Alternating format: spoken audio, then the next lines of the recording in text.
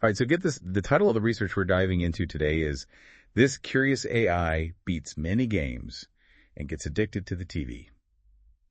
Yeah, it's definitely an attention-grabbing title. Oh, sure. It makes you wonder what's going on. Yeah.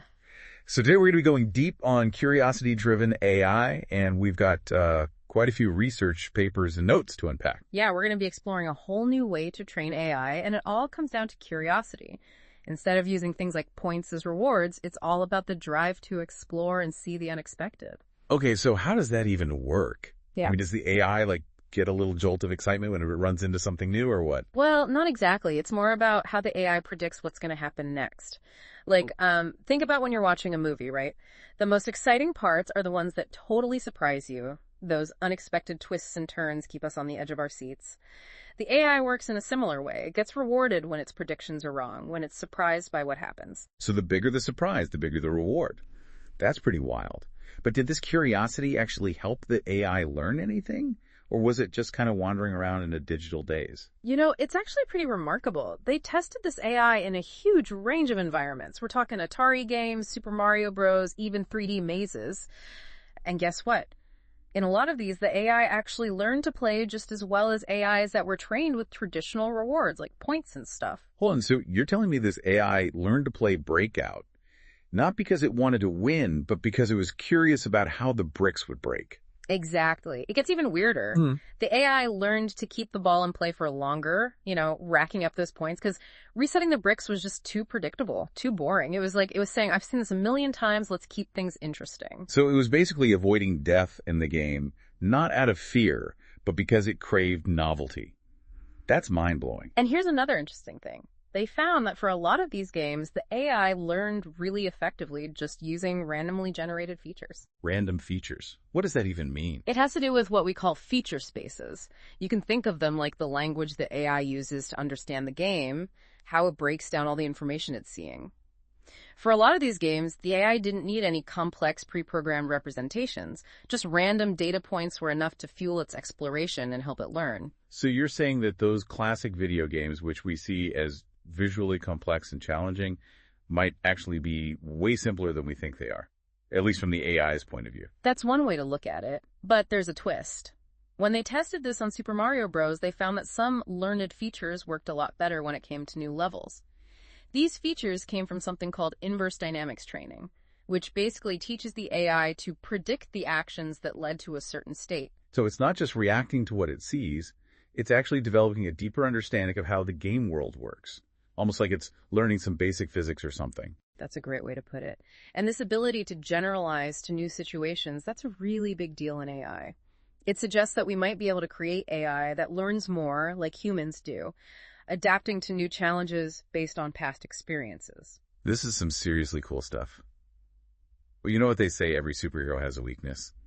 What's the catch with this curiosity-driven AI? Well, remember that part in the title about the AI getting addicted to the TV? Oh, yeah.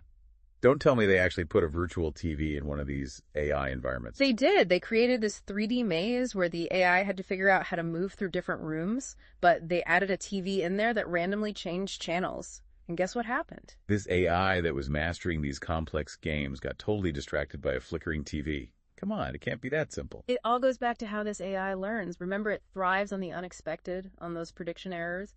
And what's more unpredictable than just random noise? So the TV was like a siren song to the AI's curiosity. It got stuck because it was constantly rewarded for watching something totally unpredictable. Exactly. You could think of it like trying to solve a puzzle, but the pieces keep changing shape. Yeah. It's interesting at first, but eventually the novelty wears off and it just gets frustrating. So this noisy TV problem, it's more than just a funny quirk. It is. It tells us that we need to develop more sophisticated curiosity mechanisms in AI ones that can tell the difference between meaningful exploration and distractions that don't really lead anywhere. This is fascinating. We've covered a lot of ground already, but I feel like we're just scratching the surface. Yeah. What else can you tell me about where this curiosity-driven AI could take us? Well, one of the really exciting areas is how it performs in Super Mario Bros. You see, so in Super Mario Bros., they were looking at how well this AI could take what it learned and apply it to new situations. So it's learning, Yeah. It's adapting, and it's even getting distracted by noisy TVs. Yeah. But where could all this lead? What's the big picture here? Well, that's what's so exciting about this. Think about how we learn as humans. We don't need step-by-step instructions for everything, right? We can build on what we already know. We adapt to new situations. We even make these educated guesses based on patterns we've seen before. It's like when you learn to ride a bike. Hmm. Once you've figured out how to balance and coordinate, you can ride different bikes on different terrain. You can even try a unicycle if you're feeling adventurous. You don't have to relearn balance from scratch every time. That's a great analogy. And that kind of flexibility, that's what we're ultimately aiming for with AI. These findings with Super Mario Bros. Suggest that curiosity might be a key part of making that happen. So how did they actually test the AI's ability to generalize its knowledge? Did they just throw it into a totally new level and see what happened? Pretty much. They trained the AI on a specific level, like World 1-1 in Super Mario Bros., and then tested it on a brand new level without any further training. Okay, so like taking a driving test in a city you've never been to before. Exactly. So how do you think the AI did in this unfamiliar city? Well, I'm hoping it passed the test. The results were really interesting. When the new level looked similar to the training level, like if both had a daytime setting, the AI did incredibly well. It was able to use its knowledge of the game mechanics, how enemies behave, and even the general layout of the level to navigate this new environment. But so it's like driving in a new city, but the traffic laws and street signs are the same. You can still get around using what you already know. What about when the new level was totally different from the one it trained on? That's where things get even more interesting. When there were big visual differences between the levels, like going from daytime to nighttime, the AI's performance dropped. So its ability to generalize is tied to how it sees the world. It's like suddenly having to drive on the opposite side of the road. Your existing driving skills might not be as helpful. What's fascinating is that the AI isn't just memorizing specific images, it's learning something deeper about how the game world works, but that understanding is still influenced by what it sees. It really makes you think about how we design AI systems that can generalize across all sorts of different scenarios. This brings us back to those feature spaces, right? You mentioned that random features work surprisingly well for a lot of the games. Why was that so unexpected? Well, for a lot of those Atari games, the AI learned effectively just using randomly generated features. It suggests that those games, at least from the AI's perspective, might not be as complicated as we humans think they are. But in Super Mario Bros., the learned features, those from the inverse dynamics training, seem to be more adaptable. Why is that?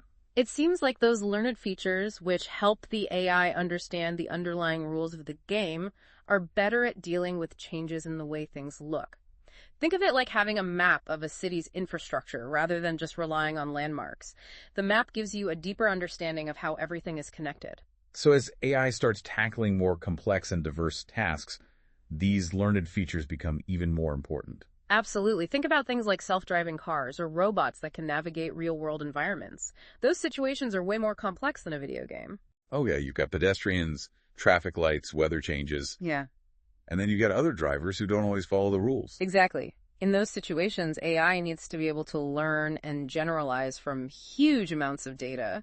Random features might not be enough. So the real challenge is getting AI to use what it's learned in these simulations to navigate the messy, unpredictable real world. That's exactly it. And curiosity, with its ability to drive exploration and generalization, could be one of the most powerful tools we have to make that happen. Okay, this is blowing my mind. It feels like we're at the edge of a major shift in AI. Instead of these rigidly programmed systems, we're moving towards something more flexible, more adaptable, maybe even something that learns more like we do. What are your thoughts on that? Yeah, it really is a fascinating time for AI. I mean, we're not just trying to copy human intelligence. We're discovering completely new types of intelligence, ones that could be even better than us in certain areas. Yeah, it's like opening a door to a whole universe of possibilities. Yeah. But like with any new frontier, there are going to be challenges, right? Oh, absolutely. That noisy TV problem we talked about earlier, it really shows how we need to be careful about how we design and use AI. For sure. It raises these big questions about control and intention. Like, if we're building AI that's driven by curiosity, how do we make sure it's exploring things that are actually good for us? How do we stop it from getting sidetracked or even doing things that could be harmful? Exactly. It's almost like parenting.